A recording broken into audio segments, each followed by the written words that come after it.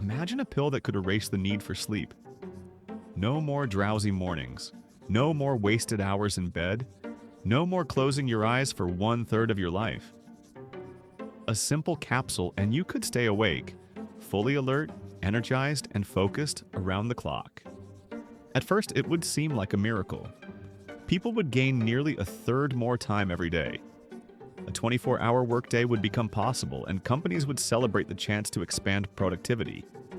Workers could take on extra jobs, scientists could research endlessly, artists could create without pause.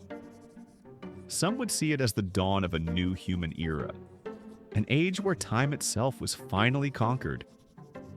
Society would transform quickly. Businesses would operate continuously without night shifts. Schools might split into day programs and night programs, with students studying around the clock. Nighttime cities would boom with constant activity. Entire industries would rise around how to fill those extra 8 hours.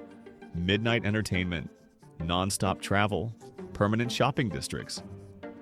But the absence of sleep would not be without consequences. Sleep is more than rest. It is a hidden biological process, repairing cells, consolidating memory, and balancing the brain. Without it, even if the drug suppressed fatigue, humanity might change in unpredictable ways.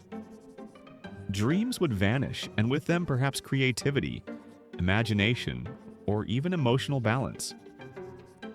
Psychologists might warn that without dreaming, the human mind would lose its depth, becoming colder and more mechanical.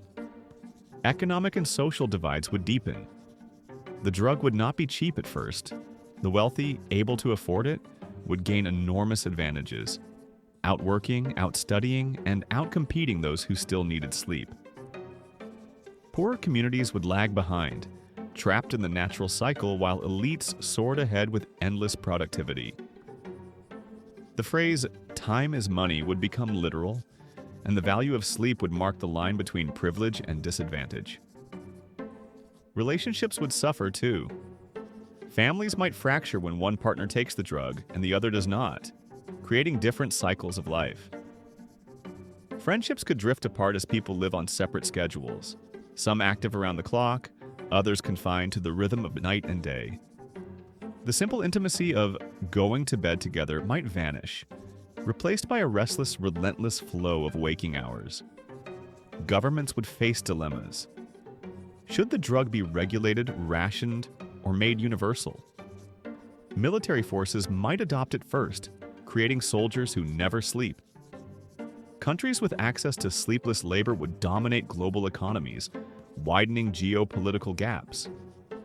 Black markets would thrive, selling cheaper or more dangerous versions of the pill. And then there is the question of what humanity would do with so much time. Would people use it for art, exploration, love, and invention?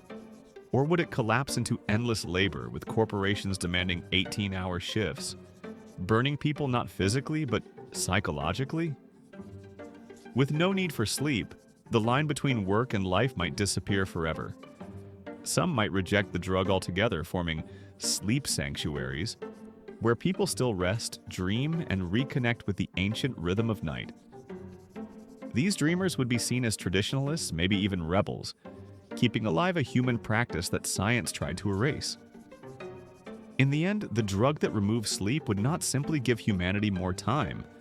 It would force humanity to decide what time is for. Without the natural pause of night, life could become either a never-ending sprint toward progress or a hollow cycle of wakefulness without rest. And the haunting question would remain, if dreams vanish, would we still be fully human?